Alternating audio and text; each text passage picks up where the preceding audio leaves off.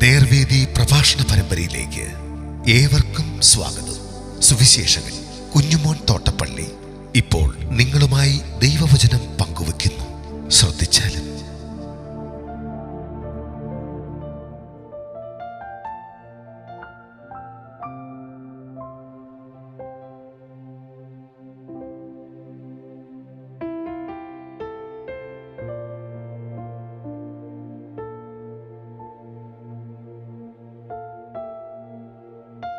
യഹെസ്കേൽ പ്രവചനം 10-ാം അധ്യായം. ഞാൻ വായിക്കുന്നത് ശ്രദ്ധിച്ചാലും. അനന്തരം ഞാൻ നോക്കിയപ്പോൾ കെരൂബുകളുടെ തലയ്ക്കുമീതെ ഉണ്ടായിരുന്ന വിധാനത്തിൽ നീലക്കല്ല് പോലെ സിംഹാസനത്തിന്റെ സാദൃശ്യത്തിലൊരു രൂപം അവയുടെ മേൽ കാണായി വന്നു. അവൻ ക്ഷണവസ്ത്രം ധരിച്ച പുരുഷനോട് സംസാരിച്ചു.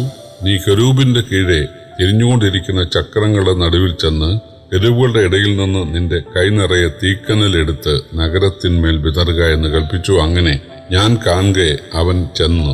ആ പുരുഷൻ അകത്ത് ചെല്ലുമ്പോൾ കെരൂബുകൾ ആലയത്തിന്റെ വലതുഭാഗത്ത് നിന്നു. മേഘവും അകത്തെ പ്രാകാരത്തിൽ നിറഞ്ഞിരുന്നു. എന്നാൽ യഹോവയുടെ മഹത്വം കെരൂബിന്മേൽ നിന്ന് പൊങ്ങി ആലയത്തിന്റെ ഉമ്മരപ്പടിക്കു മീതെ നിന്നു. ആലയം മേഘം കൊണ്ട് നിറഞ്ഞിരുന്നു. പ്രാകാരവും യഹോവയുടെ മഹത്വത്തിന്റെ ശോഭ കൊണ്ട് നിറഞ്ഞിരുന്നു. കെരൂബുകളുടെ ചിറകുകളുടെ ഇരച്ചിൽ പുറത്തെ പ്രാകാരം വരെ സർവശക്തനായ ദൈവം സംസാരിക്കുന്ന നാദം പോലെ കേൾപ്പാനുണ്ടായിരുന്നു. എന്നാൽ അവൻ ക്ഷണവസ്ത്രം ധരിച്ച പുരുഷനോട്, നീ കെരൂബുകളുടെ ഇടയിൽ നിന്ന് തിരിഞ്ഞുകൊണ്ടിരിക്കുന്ന ചക്രങ്ങളുടെ നടുവിൽ നിന്ന് തന്നെ തീയെടുക്ക എന്ന് കൽപ്പിച്ചപ്പോൾ അവൻ ചെന്ന് ചക്രങ്ങളുടെ അരികെ നിന്നു. ഒരു കെരൂബുകളുടെ ഇടയിൽ നിന്ന് തന്റെ കൈ കെരൂബുകളുടെ നടുവിലുള്ള തീയിലേക്ക് നീട്ടി കുറെ എടുത്ത് ക്ഷണവസ്ത്രം ധരിച്ചവന്റെ കയ്യിൽ കൊടുത്തു. അവനത് വാങ്ങി പുറപ്പെട്ടുപോയി. കെരൂബുകളിൽ ചിറകുകൾക്ക് കീഴെ മനുഷ്യന്റെ കൈ പോലെ ഒന്ന് കാണായി വന്നു. ഞാൻ കെരൂബുകളുടെ അരികെ 4 ചക്രം കണ്ടു. ഓരോ കെരൂബിനരികെ ഓരോ ചക്രം ഉണ്ടായിരുന്നു.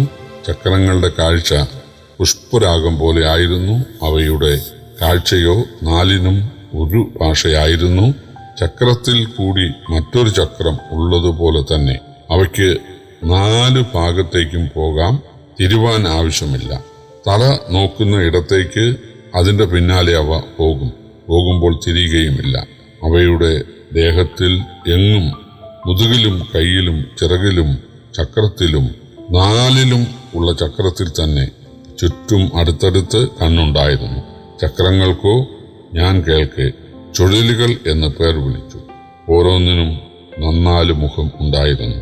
ഒന്നാമത്തെ മുഖം കെരൂബ് മുഖവും, രണ്ടാമത്തേത് മാനുഷമുഖവും, മൂന്നാമത്തേത് സിംഹമുഖവും, 4-ാമത്തേത് കഴുകുമുഖവുമായിരുന്നു. കെരൂബുകൾ മേലോട്ട് പൊങ്ങി. ഇത് ഞാൻ കെബാർ നദീതീരത്ത് വെച്ച് കണ്ട ജീവി തന്നെ. കെരൂബുകൾ പോകുമ്പോൾ ചക്രങ്ങളും ചേർന്ന് തന്നെ പോകും. ഭൂമിയിൽ നിന്ന് പൊങ്ങുവാൻ കെരൂബുകൾ ചിറക് വിടർത്തുമ്പോൾ ചക്രങ്ങൾ അവയുടെ പാർശ്വം വിട്ടുമാറുകയില്ല. ജീവിയുടെ ആത്മാവ് ചക്രങ്ങളിലായിരുന്നതുകൊണ്ട് അവ നിൽക്കുമ്പോൾ ഇവയും നിൽക്കും. അവ പൊങ്ങുമ്പോൾ ഇവയും പൊങ്ങും. പിന്നെ യഹോവയുടെ മഹത്വം ആലയത്തിന്റെ ഉമ്മരപ്പടി വിട്ടു പുറപ്പെട്ടു കെരൂബുകളിന്മേൽ വന്ന് നിന്നു. അപ്പോൾ കെരൂബുകൾ ചിറക് ഉടർത്തി. ഞാൻ കാണെ ഭൂമിയിൽ നിന്ന് മേലോട്ട് പൊങ്ങി. അവ പൊങ്ങിയപ്പോൾ ചക്രങ്ങളും ചേർന്ന് തന്നെ ഉണ്ടായിരുന്നു. എല്ലാം കൂടെ യഹോവയുടെ ആലയത്തിന്റെ കിഴക്കേ പടിവാതിൽക്കൽ ചെന്ന് നിന്നു. ഇസ്രായേലിന്റെ ദൈവത്തിന്റെ മഹത്വവും മേലെ അവയ്ക്കുമീതെ നിന്നു. ഇത് ഞാൻ കെബാർ നദീതീരത്ത് വെച്ച് ഇസ്രായേലിന്റെ ദൈവത്തിന്റെ കീഴെ കണ്ട ജീവി തന്നെ. അവ കെരൂബുകൾ എന്ന് ഞാൻ ഗ്രഹിച്ചു. ഓരോന്നിനും 4 മുഖവും 4 ചിറകുമുണ്ടായിരുന്നു. ചിറകിന് കീഴെ മാനുഷ കൈ പോലെ ഒന്നുണ്ടായിരുന്നു. അവയുടെ മുഖരൂപം വിചാരിച്ചാൽ ഞാൻ കെബാർ നദീതീരത്ത് വെച്ച് കണ്ട മുഖങ്ങൾ തന്നെ ആയിരുന്നു. അവയുടെ ഭാഷയും അവയൊക്കെയും തന്നെ. അവ ഓരോന്നും നേരെ മുന്നോട്ട് തന്നെ പോകും. യെരുശലേം ദേവാലയത്തിൽ അതിപരിശുദ്ധ സ്ഥലത്ത് കൃപാസനത്തിന് മീതെ വസിച്ചിരുന്ന ദൈവം ദേവാലയം ഉപേക്ഷിച്ചു പോകുന്ന ദർശനമാണ് 10-ാം അധ്യായം. യെരുശലേം ദേവാലയത്തിൽ വെച്ച് യഹെസ്കേൽ വീണ്ടും കെരൂബുകളുടെ ദർശനം കണ്ടു. അവയ്ക്കു മീതെ ഒരു സിംഹാസനം കാണപ്പെട്ടു. സിംഹാസനത്തിൽ നിന്ന് ക്ഷണവസ്ത്രം ധരിച്ച പുരുഷൻ ഒരു സന്ദേശം ലഭിച്ചു. അത് കെരൂബുകളുടെ കീഴിൽ നിന്ന് തീയെടുത്ത് നഗരത്തിൽ വിതറുക എന്നായിരുന്നു. അയാൾ അത് ചെയ്തു കഴിഞ്ഞപ്പോൾ 4-ാം വാക്യം, ദൈവമഹത്വം ആലയത്തിന്റെ ഉമ്മരപ്പടിക്ക് മീതെ വന്നു. ആലയം പൂകൊണ്ട് നിറഞ്ഞു. ദൈവം ആരാധന സ്വീകരിക്കാൻ ആലയത്തിലേക്ക് ആദ്യം വന്ന ശലോമോന്റെ കാലത്തും ആലയം പുകകൊണ്ട് നിറഞ്ഞു എന്ന് നമ്മൾ വായിക്കുന്നുണ്ട്. ഇപ്പോൾ വിട്ടുപോവുകയാണ്. 18-ാം വാക്യത്തിൽ വായിക്കുന്നത് ദൈവത്തിന്റെ മഹത്വം ആലയത്തിന്റെ ഉമ്മരപ്പടി വിട്ടുവെന്നാണ്. 19-ാം വാക്യത്തിൽ വായിക്കുന്ന മഹത്വം ആലയത്തിന്റെ കിഴക്കേ പടിവാതിൽക്കൽ ചെന്ന് നിന്നുവെന്നാണ്. യെരുശലേം ദേവാലയത്തിൽ അദൃശ്യനായി വസിച്ച അതേ ദൈവമായിരുന്നു യേശു. കാരണം യെശയ്യാപ്രവചന 6-ാം അധ്യായത്തിൽ ഉസിയാ രാജാവ് മരിച്ച ആണ്ടിൽ ഒരു ദൈവമഹത്വം, ദൈവദർശനം, അതായത് കെരൂബുകൾ ആരാധിക്കുന്നവനായി ദൈവത്തിന്റെ മഹത്വം യെശയ്യാവിനെ ദൈവം കാണിക്കുന്നുണ്ട്. എന്നാൽ യേശു പറഞ്ഞു, യെശയ്യാവ് എന്റെ ദർശനം കണ്ട് എന്നെക്കുറിച്ചാണ് സംസാരിച്ചതെന്ന്. അതുകൊണ്ടാണ് ഞാൻ പറഞ്ഞത്, യെരുശലേം ദേവാലയത്തിൽ വസിച്ചിരുന്നത് തേജോമയനായ കർത്താവാണ്. കൊരിന്ത്യലേഖനത്തിൽ വായിക്കുന്നുണ്ട്, അറിഞ്ഞിരുന്നുവെങ്കിൽ അവർ തേജസ്സിന്റെ കർത്താവിനെ ക്രൂശിക്കയില്ലായിരുന്നു എന്ന്. അവിടുന്ന് ആ തേജസ്സൊക്കെ ഉപേക്ഷിച്ച് ഒരു മനുഷ്യനായി ഭൂമിയിൽ വന്നപ്പോൾ പലപ്പോഴും ദേവാലയ മുറ്റത്ത് വരികയും രോഗികൾക്ക് സൗഖ്യമരുളുകയും ചെയ്തിട്ടുണ്ട്. എന്നാൽ പുരോഹിതർ യേശുവിനെ തിരിച്ചറിഞ്ഞില്ല.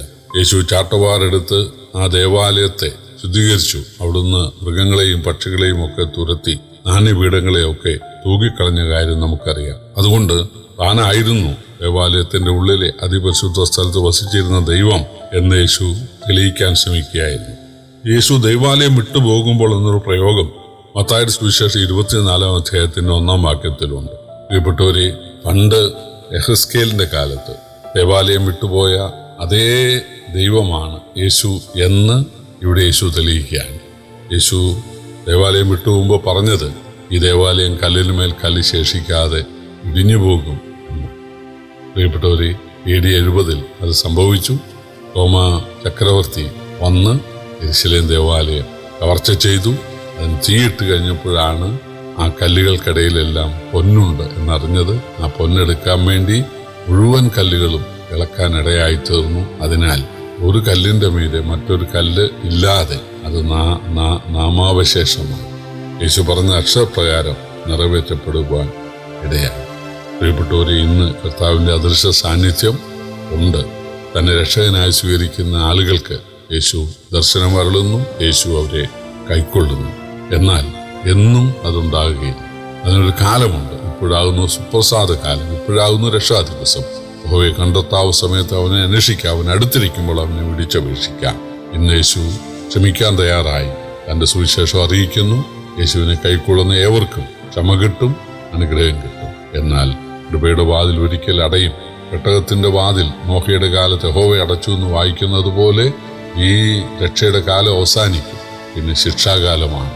തീർച്ചയായിട്ടും ദൈവം മനുഷ്യനായത് അറിഞ്ഞിട്ടും അത്ഭുതങ്ങളുടെ അടയാളങ്ങൾ ചെയ്ത് ദൈവത്വം തെളിയിച്ചത് അറിഞ്ഞിട്ടും തന്റെ സ്നേഹം വെളിപ്പെടുത്തിയത് അറിഞ്ഞിട്ടും യേശുവിനെ കൈക്കൊള്ളാതെ വിഗ്രഹങ്ങളെയും അന്ധവിശ്വാസങ്ങളെയും അനാചാരങ്ങളെയും അല്ലെങ്കിൽ തങ്ങളുടെ പണത്തിലും രാഷ്ട്രീയത്തിലും മതത്തിലും ആശ്രയിച്ചു പോകുന്നവരെയും ശിക്ഷിക്കാതിരിക്കാൻ സാധിക്കയില്ല. അതാണ് ഈ അധ്യായം നമ്മെ പഠിപ്പിക്കുന്നത്. കർത്താവ് നമ്മെ സഹായിക്കട്ടെ. കർത്താവിന്റെ വിലയേറിയ നാമം വാഴ്ത്തപ്പെടുമാറാകട്ടെ.